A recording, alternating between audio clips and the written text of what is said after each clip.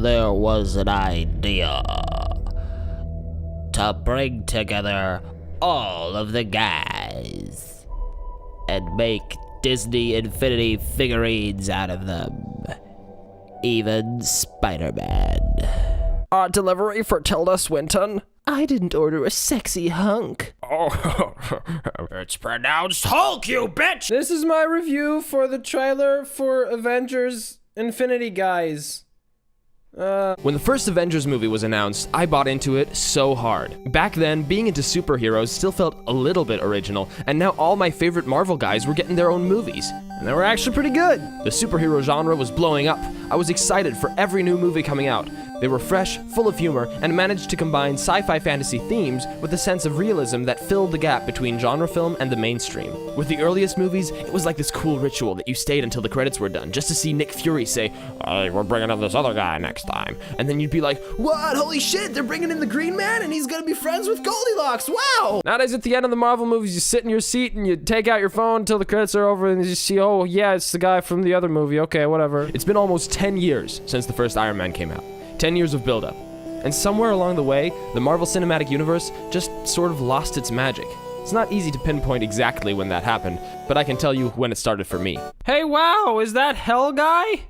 I didn't know he was a Marvel guy. Part 1! Where did the fucking magic go? The Avengers, 2012. One movie, all the guys. Captain America was all like, "You're just a little guy, Tony." And Tony was like, "Well, you're just a big guy." And Captain was like, "Well, what if you got naked?" And Thor was like, "Now kiss." And everyone in the audience was like, "This is awesome!" And then came the biggest threat Earth had ever seen, and the Avengers were called upon to defeat it. Loki, again. Oh wait, he's already in a cage. So these guys, what are they called? Channing Tatum? Channing Tatum. The movie's fun, you know, the Avengers hang out and the banter is good and stuff, and Rachel from Friends is there or whatever. I mean, it's cool. But does anyone remember what the plot actually was? The first Avengers movie gave me exactly what I wanted. My favorite superheroes coming together and having some of that good old Marvel brand banter. But afterward, I left with this feeling of emptiness. I didn't want to admit it at first. I told myself I loved the movie and I saw it 3 or 4 times in the cinema, but the truth was, I was done with the format. All the guys had been in a room together. That was what they had hyped me up for, and that's what they fulfilled. So what was there left to do? Well, Marvel saw the success of the formula, so they decided to keep drawing on their endless supply of superheroes and start really pumping out these movies. Since Avengers, we've had at least 2 superhero flicks a year. And suddenly, each film becomes less valuable, less memorable. And still, at the end of every movie, they add in the post-credit scene, where one of the guys from one movie meets one of the guys from the other movies. But now, that's never a surprise anymore. It's expected. It used to be special to see Thor's hammer at the end of Iron Man 2. It felt like no other franchise had ever crossed over like that. Now you have stuff like Civil War where literally every guy shows up and it's like, okay, crossovers have become the standard. They're not exciting anymore. Hey, wow! It's Big Boss! I didn't know he was a Marvel guy. Part 2! Inconsequence and oversaturation! After Avengers 1, I was hoping they would set aside the cheap thrill of just getting all the guys together in one room, and instead focus on challenging the character dynamic that they had set up with new interesting conflicts. That's what I was hoping for with Avengers 2, Robot Rampage, to see the Avengers progress as a team. Instead, I got this weirdly structured crossover with Shark Boy and Lava Girl, except Shark Boy dies at the end, and they're like, we gotta throw out the old Avengers and make a new, less interesting Avengers with Captain Falcon and Gray Iron Man. Then Ant-Man comes out just in time to make an appearance on Avengers 3. Wait, wasn't there just an Avengers movie? How's this?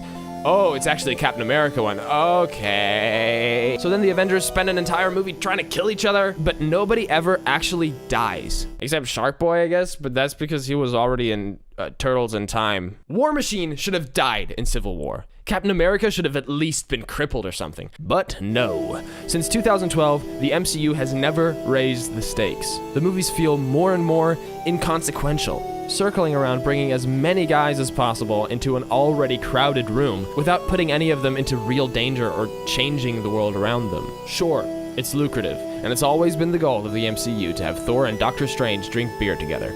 But crossover flair is not enough to carry the series anymore. In fact, it limits its potential. What I find really sad is that the new Spider-Man film felt like nothing more than a formality, a requirement to shoehorn Spidey into the MCU at the last minute. I guess I'm glad he's in there, but the movie doesn't interest me at all. even though Sam Raimi's Spidey was always my favorite. You just can't beat that face. Oh hey, good thing I have my Spidey sense, otherwise I might not have noticed the huge fucking Stargate floating above the city. Everybody sees it. You're not special, Spider-Man. Part 3! Infinity Guys! Hell Guy has come to Earth, and this time he has brought Infinity Guys. Looks like the Avengers are going to have to grow some beards and breathe some life into the franchise one last time. That means raising the stakes, surprising the audience, killing off a few guys. If someone like Vision dies in this movie, I'll be satisfied. If Iron Man dies, I'll be impressed that they had the balls. This is the big finale everyone has been hyped up for since the very beginning, so of course it is going to have to follow the old formula. But what I see in Infinity War is a chance to break the cycle, Morty, rise above, end the Avengers era, the era of teasing and crossovers, and instead settle on an established universe of interconnected but individually viable superhero stories. Thor Ragnarok was a good example of this kind of movie. It was the first one since Guardians of the Galaxy to completely do its own thing and raise the stakes beyond anything the Avengers ever did. If Kevin Feige's only plan is to keep the cash train rolling, then this finale will be predictable and unremarkable. Everyone will survive, Thanos will be defeated, and things on Earth will go back to normal. But if the Marvel producers are worth their salt, Infinity War is going to do a few things that many fans won't like. They're going to kill a few dudes, they're going to change things about the world that can't be undone, but it will be for the good of the MCU. I promise.